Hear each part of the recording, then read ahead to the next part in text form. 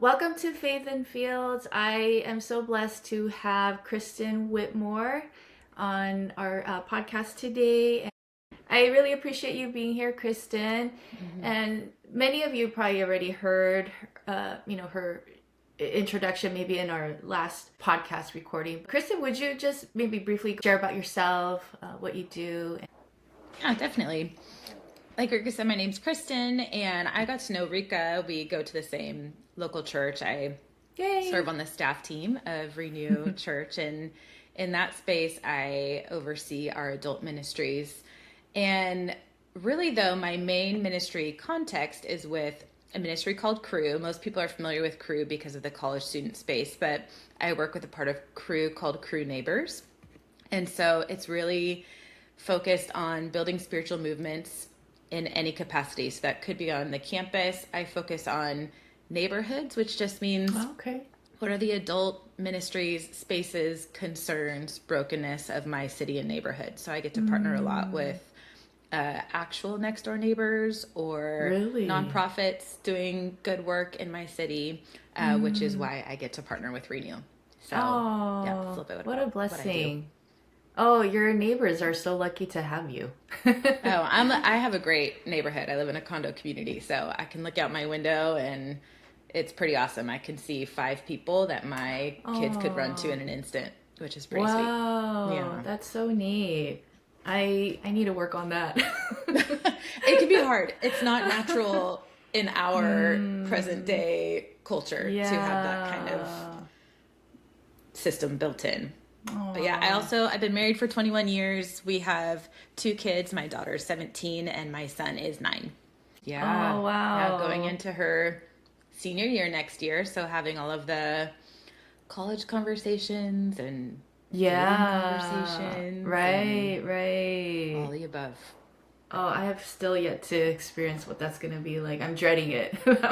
Yeah, my boys becoming kind of teenagers. Learn as you go, I think. I don't know if you can feel totally prepared for it until it's there. Yeah. Oh, man. But thank you, Kristen, again, for just being here. And I know there's some conversations we want to dive into. And it really is it's been a burden. It's been a burden on my heart. And, we just prayed before we started.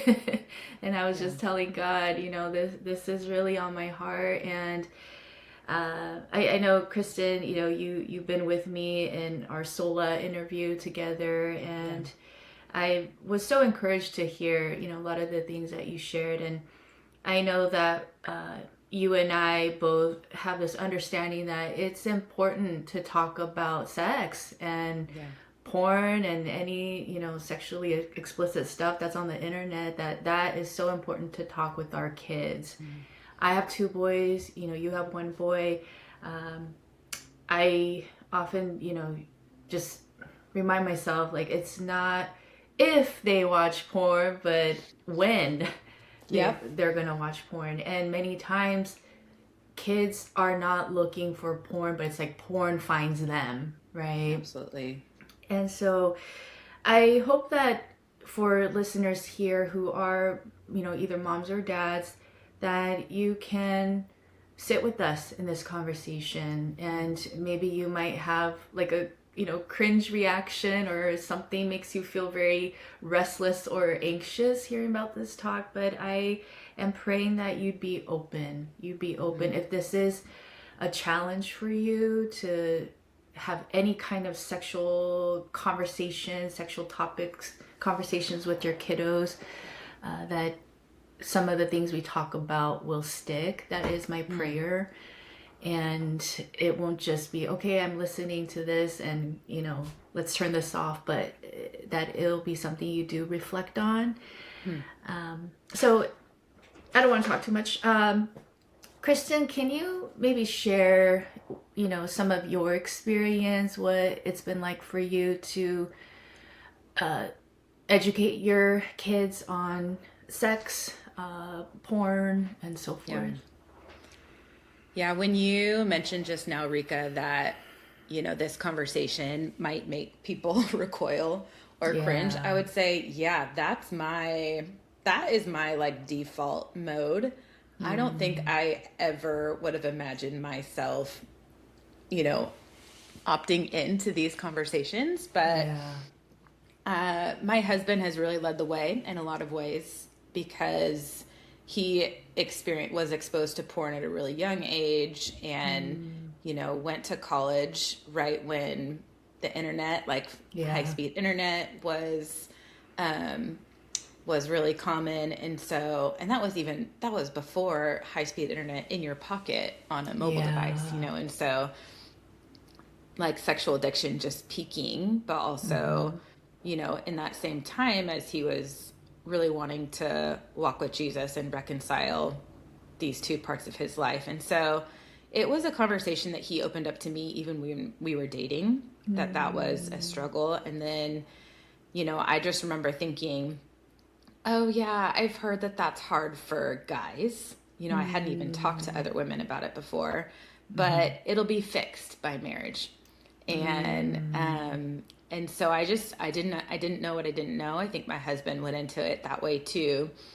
And for sure the struggle changed and the dynamic changed in his relationship to pornography, but we were both so shocked when it was a struggle in marriage. And then it was Yeah. like, oh, this is different and deeper and harder than we understood at first. And so watching him grow and honestly learning more about men and women that love the Yeah. Lord, the power of shame, the power of sex on our bodies and Yeah. our brains.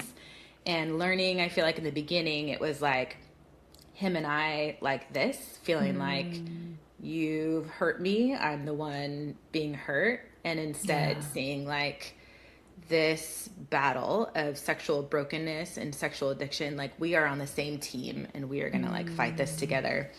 And so we wanted to bring that into our parenting, and just Yeah. realizing, gosh, if in the 80s my husband was exposed to porn, like, Yeah. of course, in 2020, whatever, my son is going to be exposed to it with, Yeah. the access is just so much wider. So I would say that's a little bit of how we just prioritize. We know we need to have this conversation. And then I can share a little bit about, Yeah. what that conversation looks like. But yeah, Yeah. that's a little bit Yeah. of my history of why we're entering in. I just wanted to say, I get it. It's like Yeah. awkward, hard, Yes. cringy. Yeah, Yes. Yeah. for sure. Thanks for sharing that piece. Yeah. Yeah. So I would say that's one of the reasons why my husband and I prioritized us initiating conversations with our kids, because it's awkward and because it's hard to talk about. Like who in the room is gonna take on the burden of that awkwardness? Yeah. Like, am I gonna Yeah. wait for my kids to be exposed to something and to also have to carry that burden and be the one to bring that into the home and to ask questions? No, like I want to take that burden on myself. Like I will shoulder the awkwardness. And so Yeah. we heard someone at some point saying Yeah. that there's never a good time to talk to your kids about sex. So just choose a day Right. and do it every year. And so we chose Labor Day weekend. And it was just like every Labor Day weekend, we are going to have like an intentional sit down conversation with our kids. And it started about 7 or 8 years old with each of our kids. And we call it cheesecake night. So it's kind of like a joke in our house now if we're gonna have like a cheesecake night. It just means that Oh, like it's just mom and dad with that kid. We buy their favorite dessert and we want it to feel like that you are growing up. This is like kind of a cool privilege. And we have some things that we have talked about beforehand that were like age appropriate. Here's kind of the things we want to talk about. And the rule is you're allowed to ask us anything you want, and like we will be honest with you. So I love that was that. kind of the beginning. It's like we're just going to introduce an annual conversation. It will be awkward, and go from there. Yeah. Yeah.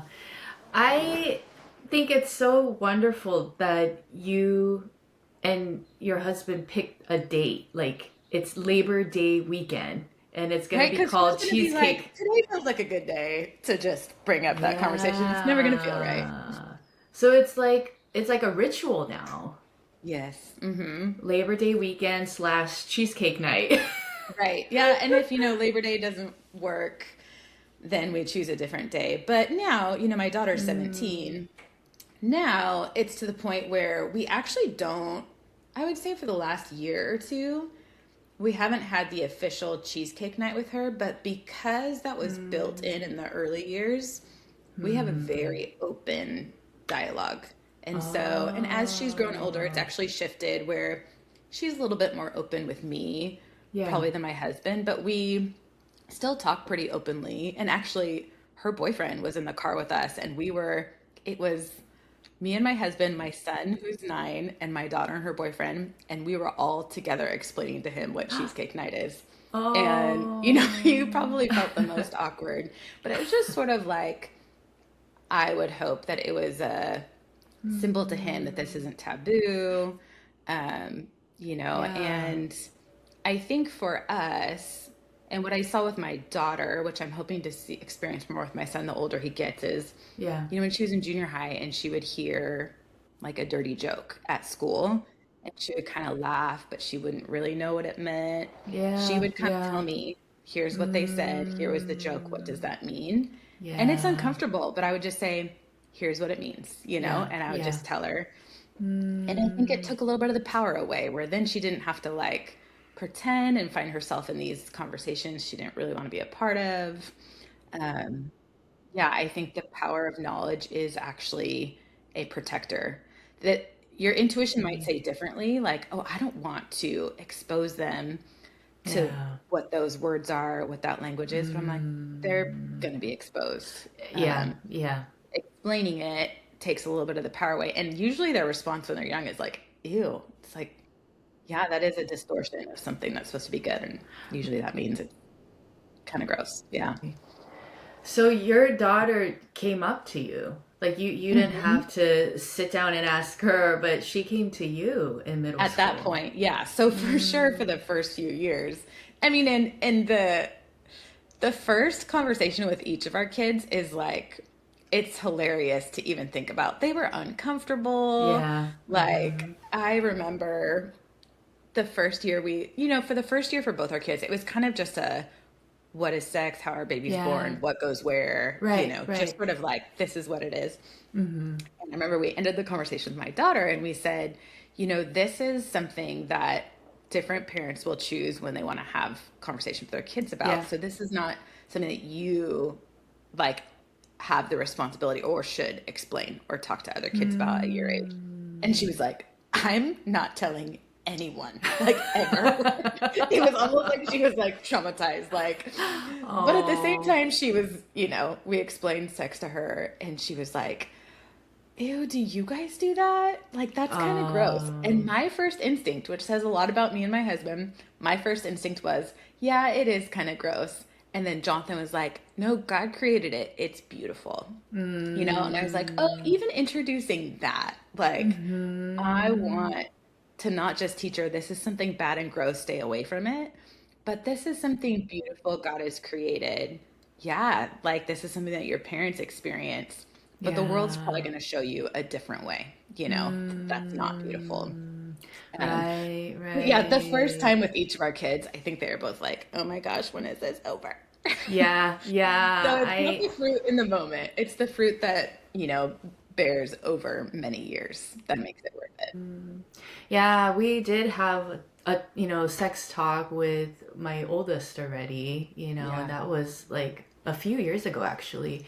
And yeah, I know what you're talking about. Like I think the first few times it was very awkward, but me and my husband try to be very calm and Yeah. just very welcoming, and we want to create that safe space where it's not dirty or disgusting or gross, but we can talk about these things, Totally. and yeah. And I think last several times I try to bring it up, like I see him getting his like blanket and just like recoiling, so I Yeah. know that it's still awkward, but I am hoping that as we revisit these topics that he knows, hey, mom can talk about this, mom can handle this, Absolutely. you Yeah. know. And I think I remember my oldest talking to my youngest, like, we didn't talk to our youngest yet, but he said something like, oh, you'll hear about it later. Yeah, like mom can handle anything. Like I That's think he was awesome. referring to some anime or something they saw, and I think my youngest was commenting on something, and my oldest, yeah, like I remember him saying like it's okay, like mom will have her talk, you know, when you get older. She's open to that, or she can handle that. Like, so I was like, That's oh wow, so like I cool. felt so encouraged that, yeah, like my oldest knows like it's okay, like mama can Mm-hmm. talk about it, you know. So Yeah. yeah, so I love hearing that you are establishing that with both your kids. Yeah. And I think that even for pornography specifically, for Mm, my daughter, I think we were walking to Target and saw a very like vulgar sort of magazine image on the Target parking lot ground. oh, And so uh-huh. that for me was like, I actually want to talk to her about this, at that point. And, for my son, there was, he was at somebody else's house and a video that popped up. Mm, And so I just think that there will be opportunities to address it in the moment too, yeah. to be like, oh, when because it's hard to know when do we talk about it. So our last cheesecake night with our son, Mm-hmm. the two things that we knew we wanted to talk about were, power of language. So we just want to be like, what are words that you've heard that you think, oh, this might be bad, but I don't know what it means. Like you can say Yeah. anything. Like you won't get in trouble for Mm, saying any word right now. You just tell us. And mm, so words, kind of like taking the power out of that maybe. And then we mm, introduced like pornography, like really briefly, and just even explain to him why most of the devices in our house have passwords on them, and that mom's the mm. only one that actually knows the passwords of some of the screens Yeah. that dad uses, he's just like, there's just so many things out there and I don't want to see all of them, but sometimes you only have to try for them to like pop up and come. And so just kind of explaining there's going to be things that you see that you didn't want to. So I Mm, think that this past year was just trying to take a little bit of the power or the darkness, of even your son, explain to your mm, other son, mom will talk to you about this. It takes a little bit of the temptation to hide away. I can see that. You said take the power away, like Yeah. from those seemingly dirty words, or is that? Yeah, because I think that, Mm-hmm. you know, words, there's something for kids, and this isn't just in the area of sexuality, but they want to be older. They want to be the one that knows stuff. And so Mm. when they hear lyrics of a song or people making a joke or people Oh. whispering about something or a bad word, it's like there's this, I want to know that, or they use it because somebody in a Mm. song used it, and Yeah. they're kind of like inflating, but Mm. they don't, maybe they don't really know. We've all heard Mm. kids say things where they're like, I remember the first time I like swore in front of my parents and I don't even know what it was, but I did not know that that was like not a good Mm. word. But they were like, "Where did you learn that?" And so I think that that's where it Yeah. was like, "I didn't know." Oh, So it's just yeah. kind of trying to take Yeah. that sort of power away, like, "Oh, people use that. Here's what it means." Like Mm. even, like people use that, that means sex. And then he's like, "Well, I don't want to use that word then." I was looking at this article earlier this morning on protectyoureyes.com, and I wanted to just touch on that briefly because I think it'll resonate with some of the parents here who are listening. So, the article was talking about if your child comes to you and says, I watched something, or maybe you yourself caught them on, let's say, pornhub.com, right? And the instant reaction is like, oh, I'm a failure. I failed as a mom, or I failed as a dad. That's a very common response, I think, for a lot of parents. But I just want to say, no, like, do not shame yourself. You are not at fault, because we know that if there's Wi-Fi in the house, there's internet access. Like I said earlier, it's not kids trying to find porn, but porn will find your kid. Totally. At the just at a instant click. Maybe something will pop up, ads like social media, hey, look at this, or they're just curious, so they might click on something that leads them of just porn and explicit material. And so I just want to speak on that do not blame yourself, right? And also, one thing that you need to be mindful of is not tell your child, like, oh, like, you're not innocent anymore, or I lost my innocent boy or innocent girl.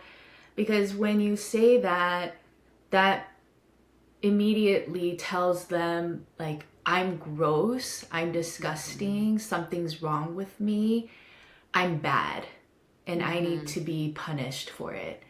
So let's not use those phrases.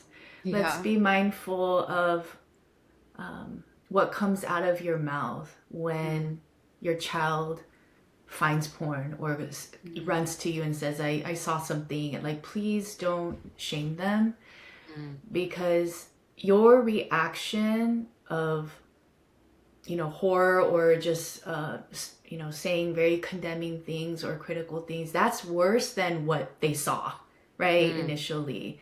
Because if they're getting the message that, oh, mom thinks I'm disgusting because I saw X, Y, and Z, I'm never gonna tell her anything, or she can not know anything from this point on that I find on the internet. And you break that trust and safety. And I know parents don't want that with their kids. They want to be that safe person. They want to be the first to know if there's anything troubling. So that was just on my heart. I wanted to share that briefly. I think that, and if you've already had that response before, that's okay. You can start from there, like, I think that's probably a knee-jerk response for so many people.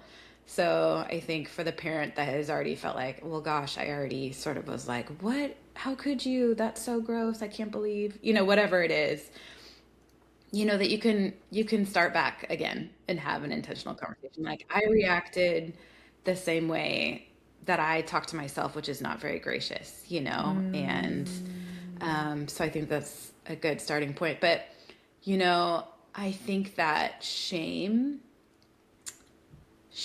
works in the short term, but not the way that we want it to, right? So shame might look like it's changing a behavior because it's no longer visible to us, but it's not really fruitful. And I've just been thinking about, I was teaching over the weekend a group of college students, and we were looking at Genesis of when shame first entered, and Adam and Eve in the garden, we first see them, and it says that they were naked and unashamed.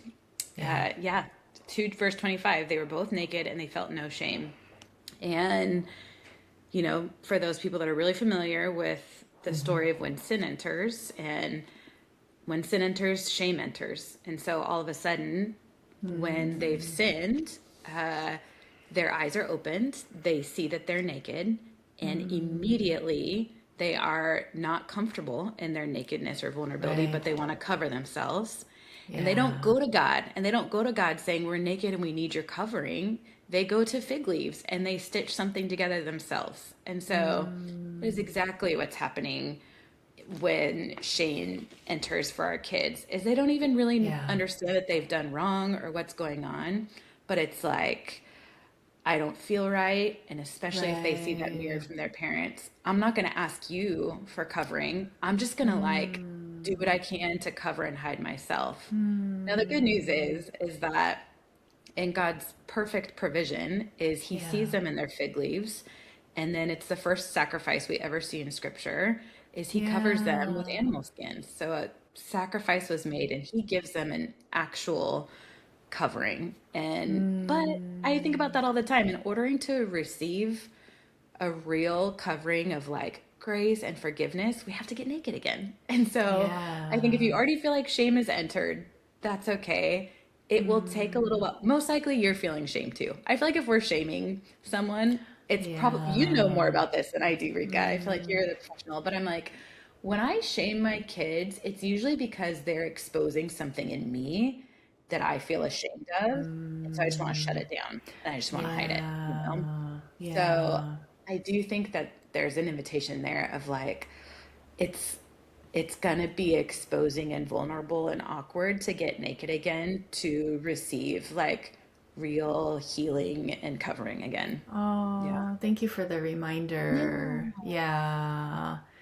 I love that part in Genesis about the first sacrifice that Yeah. yeah, God covered them with animal skin.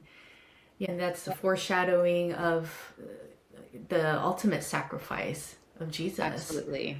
Absolutely. Now we Yeah. probably don't usually connect the dots so easily between like sex or sexual sin and, you know, Hmm. the perfect sacrifice in Christ, but I feel like it's actually anything that brings up the conversation of shame or wanting to hide, it Yeah. the connection is really Oh, close.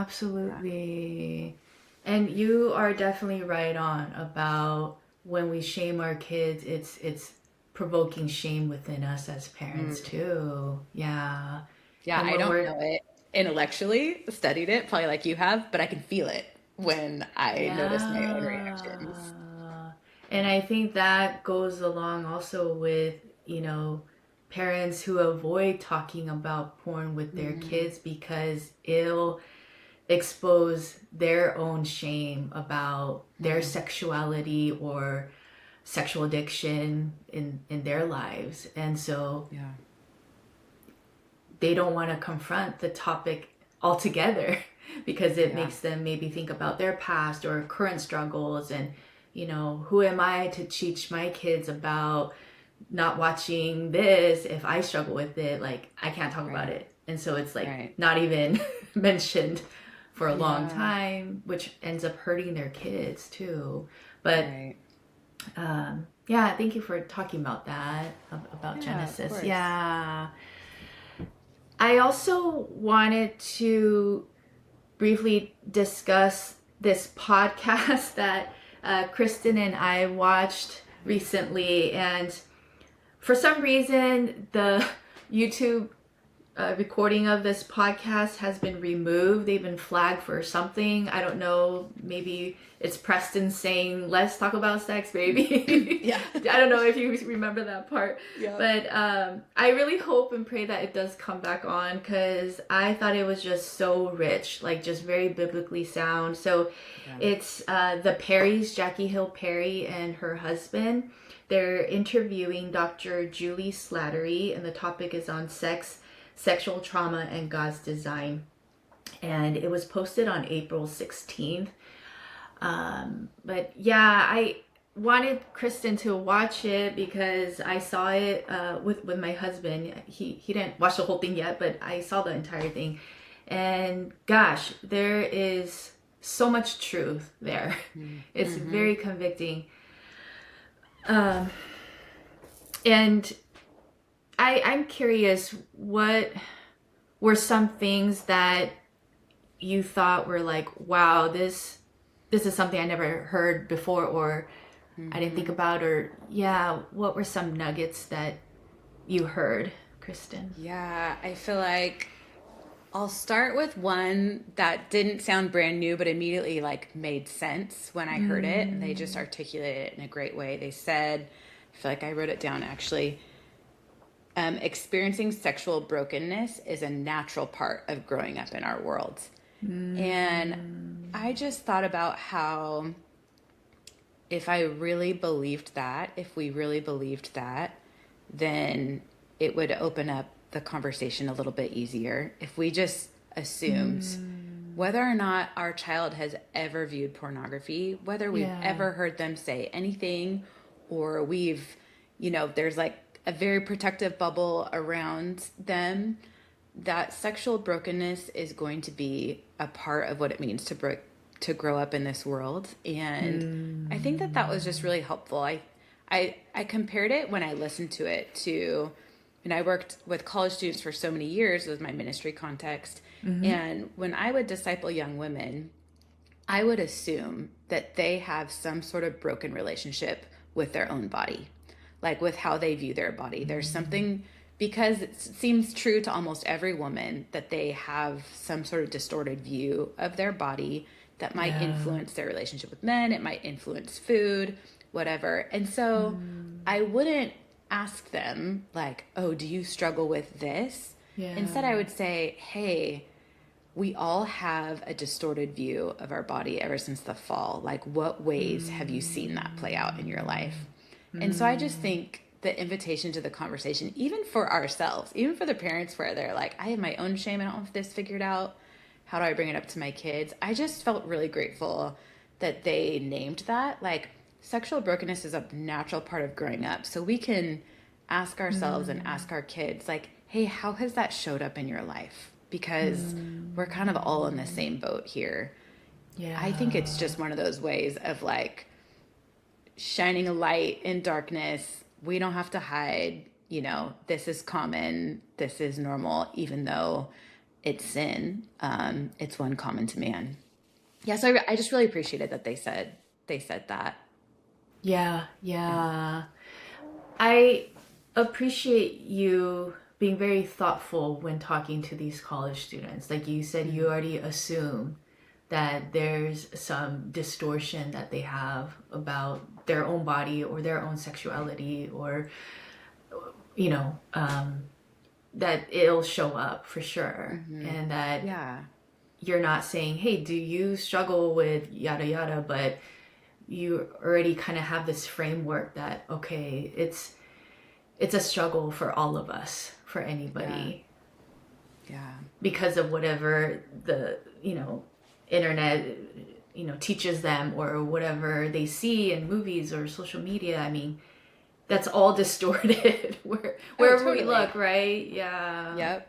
Absolutely. And I mean, there were several other like quotables. I ended up taking a couple notes from that podcast, but I think the other thing that really stood out to me that felt new, and that this is kind of jarring language, just to kind of prepare people listening. But Preston was sharing his story, and him and Jackie Hill Perry both had sexual trauma in their youth, right? And so, but he shared how he was, sexually molested at the age of 12 by an older girl living in his home.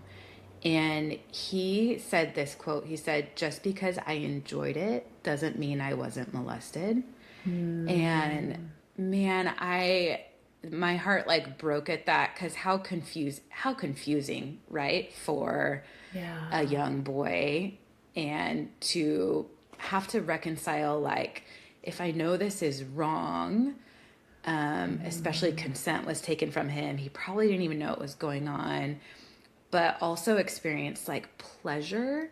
And I just felt like, oh man, that's so difficult to navigate the shame part of that. And, he had said he was just kind of like woken up into these scenarios when he was a child. And it made me think of my son and access to devices where, just that porn is easily accessible, even if we're really responsible parents and like really doing our jobs, that, they will be enticed and like turned on at a really young age.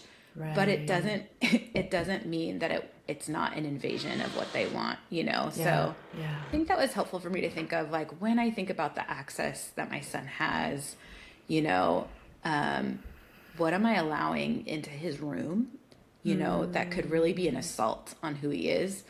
And it was a jarring enough story that just sort of like, woke me up, you know. It was sad, but I was grateful of the power he was speaking over that moment in his own life too. Yeah.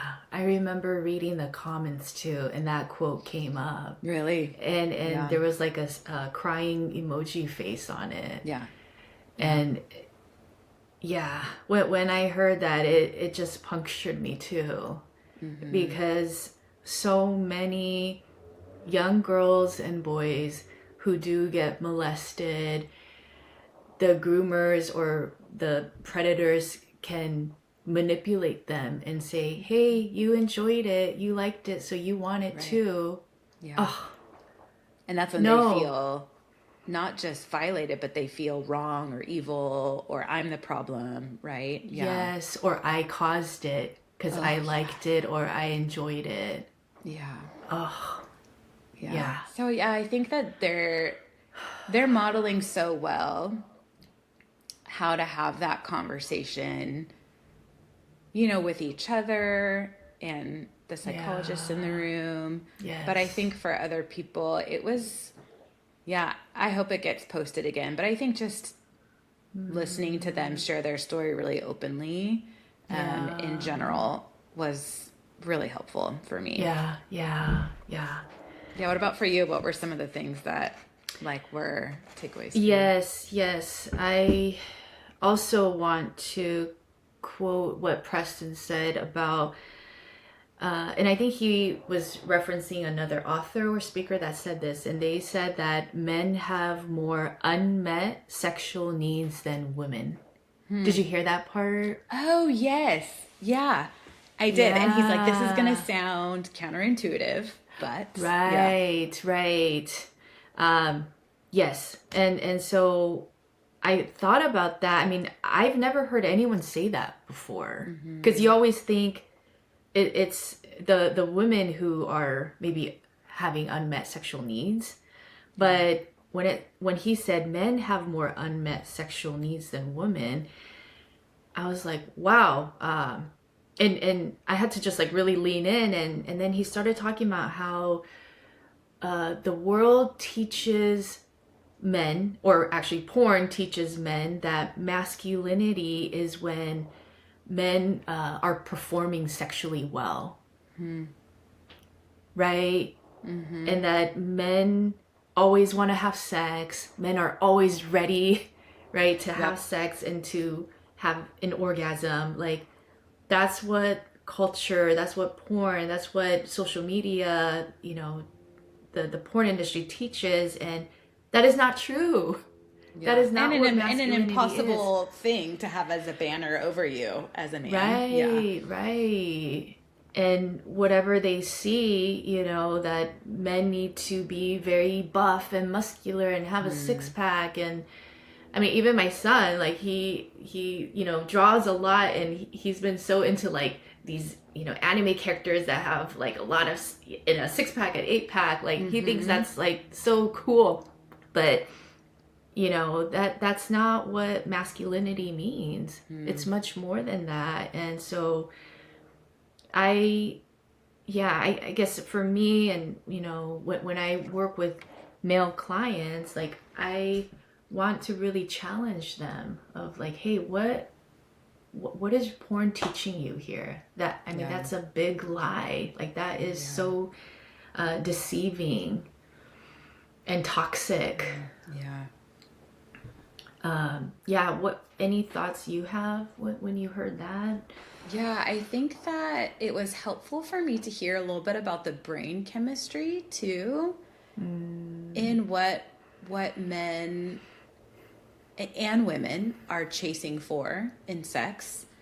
But specifically, you know, there's some endorphins that we get, both men and women, in sexual connection.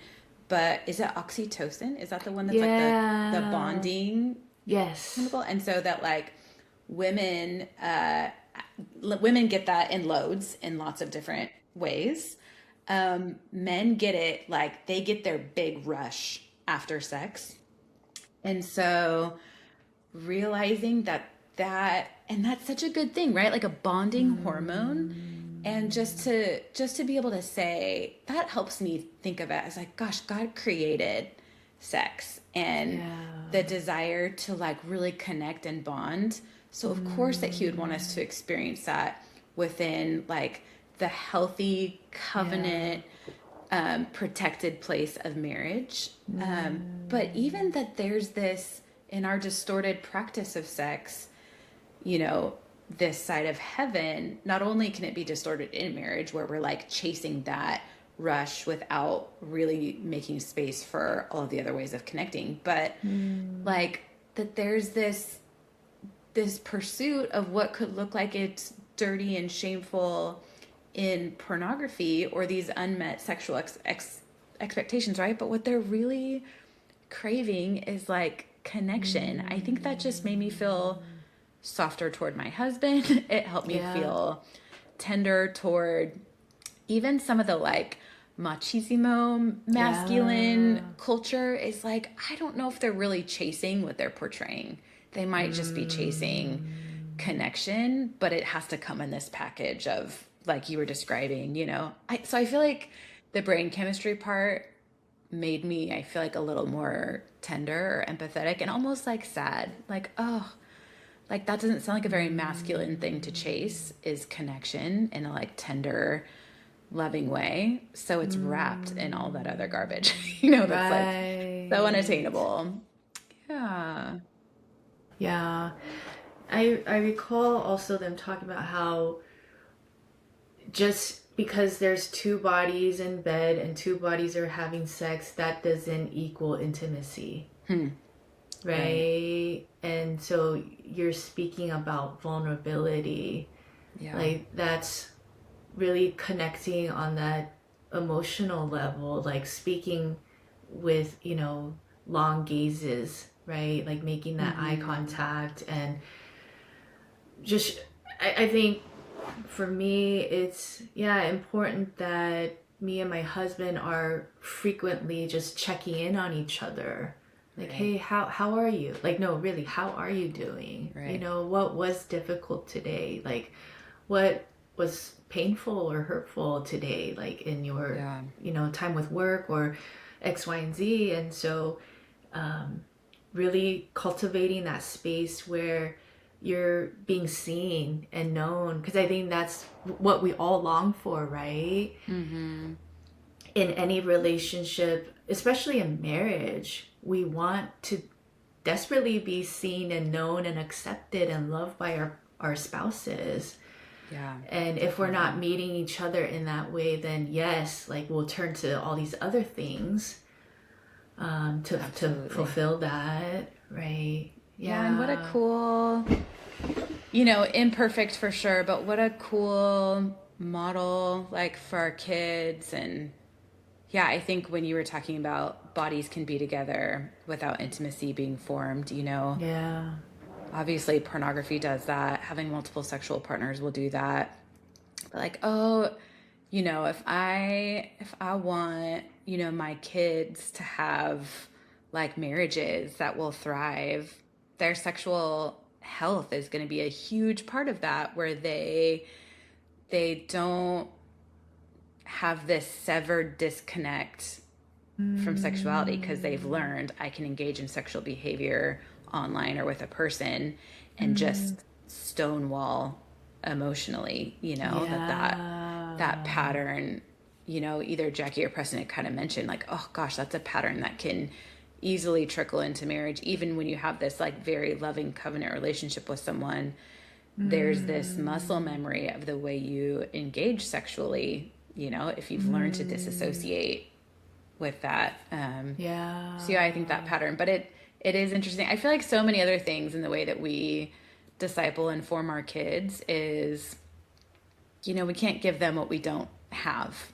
And even if we have like a super broken, history here. I think when Yeah. we ourselves pursue healing and Yes. learning, then that kind of stuff will more naturally come out of us. Mm, And yeah. and I just have to believe that God uses us in our process instead of in our expertise, or else like my parenting is nothing, like, but if he can use my process and, in Mm, grace of the way he is teaching and is forming me, then yeah. man, I'm grateful that I can pass myself and process off to my kids, because there's nothing that we're like fully arrived or fully learned. I'm sure Oh, you feel like that yeah, for too. Like you're like, sure. I'm an expert in these Yeah. conversations, but bringing it to your own kids, I'm sure is a whole other story.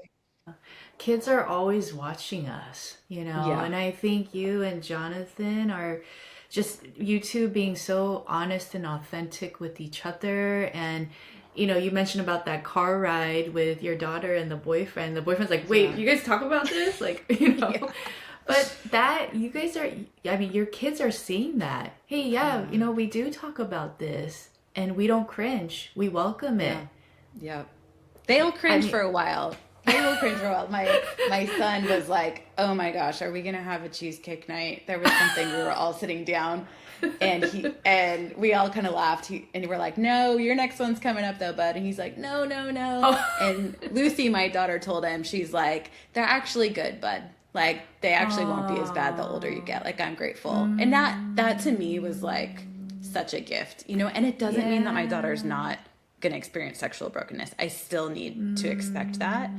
yeah, That's the thing that I need to, is like, oh, having those conversations is not going to guarantee that your kids are going to yeah, walk the right path. mm, It just means that they might invite you in along the way and you have an opportunity to continue to shepherd them, show them grace, counteract the enemy's lies, help them yeah, in moments of shame. It does not it is not a formula to produce a trauma-free life. That's something in all Christian parenting that I think it's like we do what we can to build yeah, safety, for sure, protection, but we just want to be invited in, when the enemy is doing his thing or when they're struggling. And that's yeah, something I feel like, okay, like I feel pretty confident that not that my daughter is gonna have no bumps along the road, but that like yeah. I think she might invite me in, when she does. Yeah. And I think that's what's most important at the end of the day, Yeah. that she can come to you knowing that there's acceptance, there's unconditional love, and there's not going to be condemnation or punishment. Right? Because that's what we Yeah. need. That's what I need, Yes. so Yes. for sure. And I think about too, just Preston and Jackie's story too. That I guess it was new for me that Jackie struggled with pornography from what age 7 to 17. I think that's what Right? she It's my first mentioned. time hearing that as well. Wow. And I mean, now, like I look at her and she's such a godly woman. Like she Right. preaches truth and she's completely transformed by the power of Yeah. God. So anything is possible with the Lord. Totally.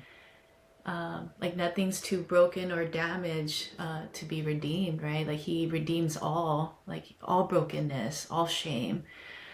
Totally. So yeah, that was very, very encouraging to hear. Well, Kristen, I know that our time is coming to an end soon, but I love this conversation and I feel like Oh, I could keep going. There's just so much more I wanted to unpack, but with the stuff that we did cover, like I feel that there's a lot of gold nuggets here too. And yeah. I always ask this to my guests. If there is anything you want to share that's still on your heart, maybe just some takeaways that listeners can receive from you, what would be one or two words of encouragement that you'd want to leave them with? I think I would say you are not alone. So if you feel like, oh my goodness, my kids are already teenagers and I'm behind, I don't know how this conversation, or you feel like I have unprocessed sexual trauma of my own, or me and my spouse are not on the same page. I want to move forward with this, but my husband or wife would never be on board. I just think those are really difficult and real scenarios, and scenarios plural because there are other people in the same boat. And I just think the church was built for this uniquely. And even if you don't see people talking about it around you, they're living it. And it's just like someone has to be the brave first to start the conversation. And so whether that's sending a quick email to a pastor and just wondering, are there any resources or people available for me to have this conversation, or just a close group of friends. I know, Rika, you had mentioned that one of the reasons you wanted to have this conversation is because you've been hearing friends struggle to know, how do I talk to my boys about this? It's important, and I feel behind. So I just feel like it's totally a lie of the enemy that you are alone or that nobody understands.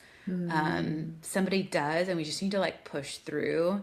And it could be like a real gift to someone around us. And so I would just say, like, lean on your people and lean on the church. And I think that like podcasts like this and the Perrys exist to help people know that they're not alone. You know, hopefully that's like a helpful first step. But I really believe the church was built for this. For, you know, it's a hospital for sinners, a place for the sick. Like we limp in different ways together, and we're there to kind of hold vulnerable parts of the body up. So I pray that people find that in the local church. I believe it's there. It just might be a little bit scary to go out and find it. Yeah. Thank you for that, Kristen. I love that our church welcomes these conversations, and our pastor is all about authentic, vulnerable conversations, discussions. There's no shame. And so if listeners want to reach out to either of us, we would love to offer any resources, because I know that there are also many churches out there who completely shy away from these topics. Even pastors, leaders in the church, they have no idea how to react or respond. And my heart goes out to you if that's you. But like Kristen said, there are many resources out there, and hopefully you will be diligent in not giving up, and just finding resources and tools until you get them in your hands. Absolutely. Okay. Well, thank you, Kristen, so much again. I know you have a full plate of things to do, but I'm really grateful, Rika. I'm grateful for the things I learned from you, the ways that you use your gifts to serve people in this space, in our church space. So, of course, I was happy to do this with you. Likewise. You're a real blessing and gift to our community, Kristen. I don't know how you do it week after week, but that's really the Holy Spirit in you. But thank you again, just for your stories and your words of encouragement, and especially your words of wisdom towards the end. So, thank you for your time today. Great. Thank you.